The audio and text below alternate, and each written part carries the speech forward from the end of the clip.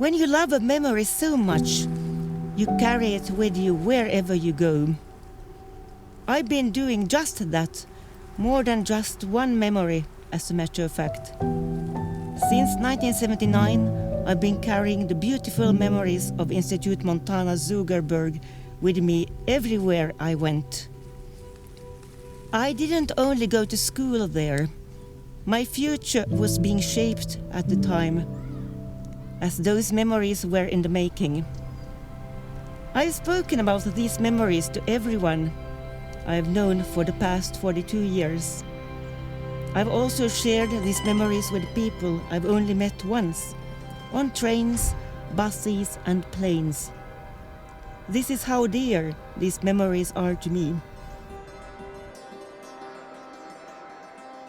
I left this room in 1985, so 41 years ago. And when I entered, I would say that my body remembered, so not the head, but the muscles and the bones. Remember the feeling of the room, and I have danced in this room in our musical performance, so the feet remember.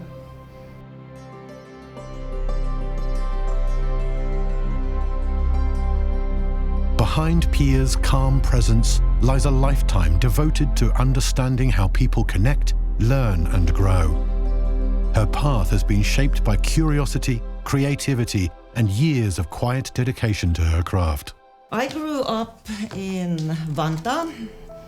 If you fly to Finland, you will land in Vantaa. My mother always said that she was or is the wife of a chess player. So I'm a chess player's daughter.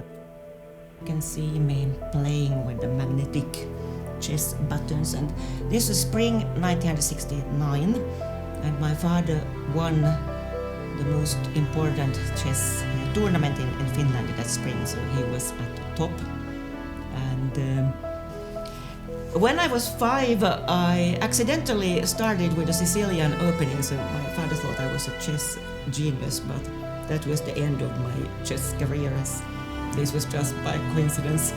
Now I'm actually jumping ahead into a milestone when at age 7 going to ballet school. So here during Christmas time I got a new ballet costume, which was good because when I started ballet school I was mocked for my mundane black costume. Ballet is a very royal practice, and apart from the dance steps, you learn the manners and being courteous and that kind of respect for the arts. It comes through the way teachers behave in class and how you are supposed to be there.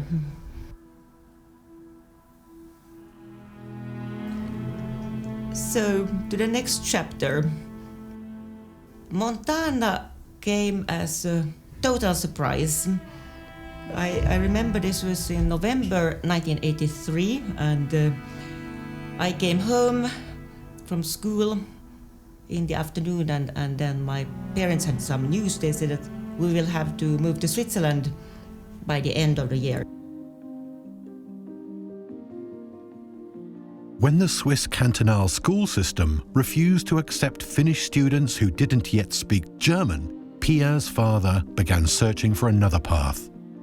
Hearing about Institut Montana, he arranged a meeting with its American school section, opening a door that would change her journey. He traveled home to Finland with a brochure that only pictured boys, because this was at that time a boys' school. That was a total shock to me to hear that I would have to leave 9th grade in Finland, the last year of compulsory school, to suddenly in the middle of the term start a new school in Switzerland. So it was really, really scary. Being the only girl in my class was quite hard, because I was somehow apart from the rest of the community. So the first spring in Montana I was very quiet, and I observed rather than spoke up. I remember a particular moment in the Gross's house when my teacher, Mr. Scheel, approached me and said that, Pia, now you need to start speaking up. This was quite scary for me because I was used to being quiet and withdrawn. So I made a conscious decision that now I have to start opening my mouth and gradually, while speaking, coming more and more courageous. After my first half a year, when I entered the 10th grade in the American school, then that was a turning point into the school turning into something really nice because I got a new friend, a British girl who had already studied a year in Montana, and we became classmates, so Marcella, and we bonded and had a wonderful, fun time. Interestingly, in the American school which I attended, there were several teachers who were affiliated with the arts. So, for instance, my German teacher, Mr. Thomas Osowski, was also a skilled pianist, professional pianist and music teacher. So he was responsible for the music in the yearly musical we staged here always in spring. And the musical that we produced was done at a very high professional level. So at Montana, there was the understanding that academics get stronger if you allow space for the arts. At Montana, dance, writing and academic life began to intersect, shaping the way Pia explored expression and learning. The journal she kept during those years captured her observations and reflections, later forming the foundation of her book, A Voice from the Zuckerberg, published years afterwards. So back in my teenage years, I did not quite think of what role the dance would have later in my life, but seeing the teachers at Montana who were artists as well, in my professional life later, I was able to combine my studies in linguistics and foreign languages with ballet. So I could be both academic teacher and then bringing in the arts into a business university. I think Montana played an important part there, as there were so many teachers who both had an academic topic and then the arts as background. Today I'm working as communications lecturer at the University of Applied Sciences in Finland, and I have been doing that for more than 20 years. Based on classical ballet, I developed a communications method called business ballet. Business ballet is based on the principles of classical ballet, so there is this awareness of the body in space.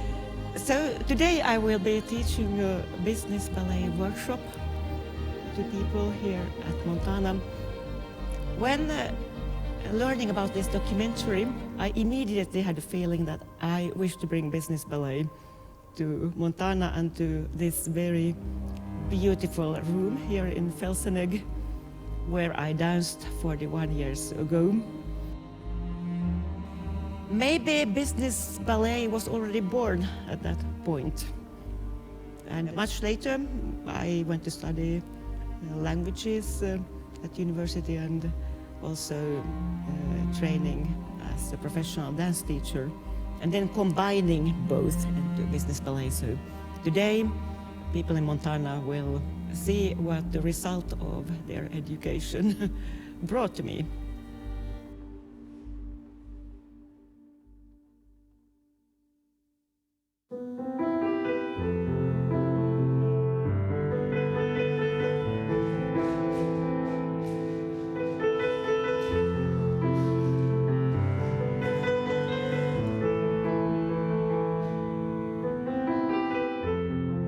The experience of being a student of Montana guided my future choices in life, and maybe not consciously so, but at this point when looking back I can see how much the school influenced the choice of becoming a teacher, educator, writer and dancer, and combining this, so not in a narrow-minded way following a single path, but creating a fabric. So I would call it this kind of very intricate, beautiful fabric of winding paths. One very concrete piece of advice I would give is that look up from your screens, give more time to the physical world, to the wonderful three-dimensional world we have here, and be curious. The eye is the quickest muscle of the body, so look around, connect with people, connect with yourself, and live in the moment.